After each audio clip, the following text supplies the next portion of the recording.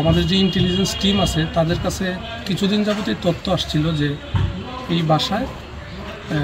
যে মহিলা আছে ওনার নাম মমতাজ, উনি এরকম ডেলিভারি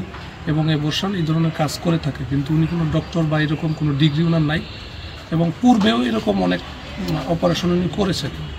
এবং কিছুদিন আগে পত্রিকাতেও আসছিল যে এরকম একটা অপারেশনের কারণে একজন রোগীর মৃত্যু হয়েছে। তো এই সবগুলো বিষয়কে আমলে নিয়ে আমরা সিদ্ধান্ত নিই যে জেলা প্রশাসন, আমাদের যে ম্যাজিস্ট্রেট মহোদয় আছে ওনাদের এবং ডক্টর মহোদয় আছে, সবাইকে নিয়ে আমরা একটা অপারেশন করবো যেন এই ধরনের কাজ এখানে চলতে না পারে।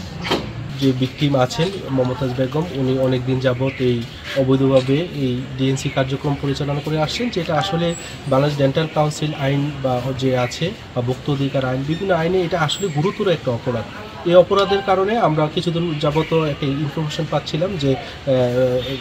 উনি সবসময় এখানে অবৈধভাবে ডিএনসি করছেন এবং এর ফলে একজন রুগীও মারা গিয়েছেন। সো সেই কারণে আজকে আমরা চৌকস যে টিম আছে র্যাবের, ওনাদের সহযোগিতা এবং সিভিল সার্জন মহোদয়ের যে প্রতিনিধি আছেন ডাক্তার, ওনার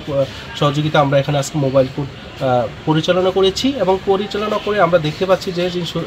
তিনি অবৈধভাবে কার্যক্রম করে আসছেন এবং উনি নিজে স্বীকার করেছেন যে তিনি অনেক দিন যাবত এই কাজটা করতেছেন। তো এটা আমাদের মোবাইল কোড আইনে একটা আমলযোগ্য অপরাধ, সেটা আমরা আমলে নিয়েছি এবং আমরা এখনও ওনার দণ্ডাদেশ আমরা আদেশ চূড়ান্তভাবে দিই নাই। আমরা এটা আরও বিশ্লেষণ করে আইনগতভাবে আমরা ওনার সর্বোচ্চ সাজাটুকু দেবো যেন ভবিষ্যতে উনি আর এই কাজ না করতে পারেন।